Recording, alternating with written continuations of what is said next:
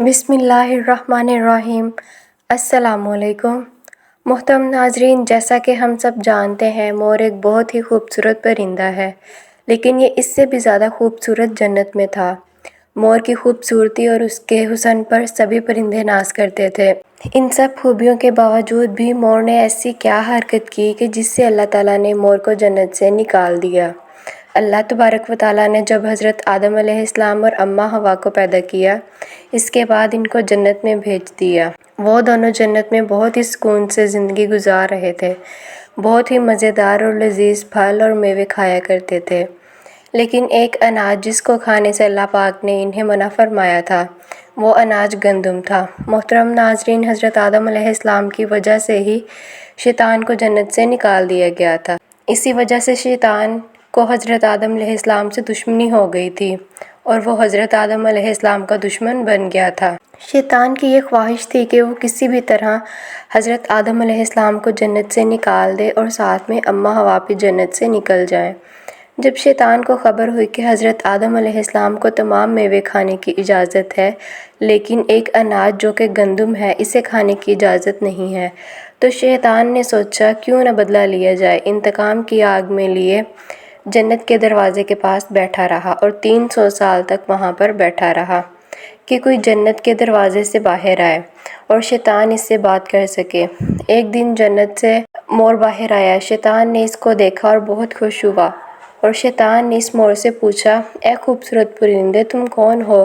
تو مور بولا کہ میں مور ہوں، اب تم اپنا تعارف کراؤ۔ شیطان نے جھوٹ بولا، میں ایک فرشتہ ہوں، میں اللہ پاک کی عبادت سے ایک پل کے لیے بھی غافل نہیں ہوں، میں یہ چاہتا ہوں کہ میں بھی جنت میں جاؤں، وہاں کی نعمتوں کو اپنی آنکھوں سے دیکھ سکوں۔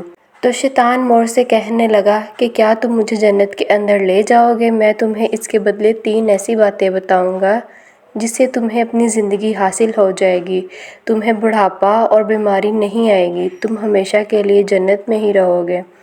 شیطان کی تمام باتیں سن کر مور لالچ میں آ گیا اور کہنے لگا کہ مجھ میں تو اتنی طاقت نہیں ہے کہ میں تمہیں اندر لے جاؤں، لیکن میرا ایک دوست ہے، ساتھ ہے، وہ شاید تمہاری مدد کر سکتا ہے۔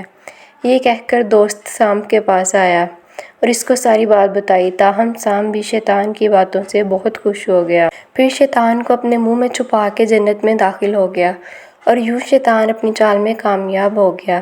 جنت کے تمام نگہبانوں کو یہ معلوم تھا کہ شیطان نے چال چل رہا ہے اور جنت میں آ چکا ہے۔ فرشتے شیطان کو جنت سے نکالنے لگے تو اللہ پاک کا حکم ہوا اسے ابھی جنت میں ہی رہنے دیا جائے۔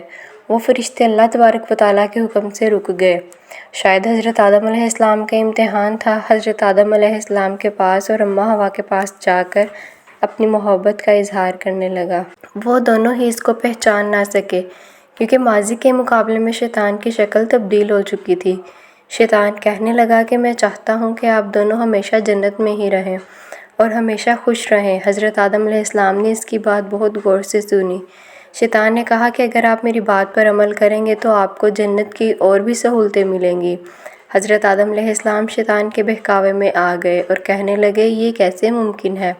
تو شیطان کہنے لگا اگر آپ دونوں گندم کا ایک دانہ کھا لیں تو آپ کو ابدی حیات حاصل ہو جائے گی اور آپ ہمیشہ کے لیے جنت میں ہی رہیں گے۔ یہ بات سن کر حضرت آدم علیہ السلام کے دل میں رجحان پیدا ہو گیا۔ ان کے دل میں اللہ کی نافرمانی کا خوف غالب آ گیا، جبکہ اماں حوا شیطان کی باتوں میں آ گئیں، جس پر اماں حوا نے حضرت آدم علیہ السلام کو راضی کر لیا۔ پھر اس کے بعد ان دونوں نے اس گندم کے دانے کو چکھ لیا۔ جیسے ہی گندم کا دانہ ان کے اندر گیا، ان دونوں کے ستر واضح ہو گئے۔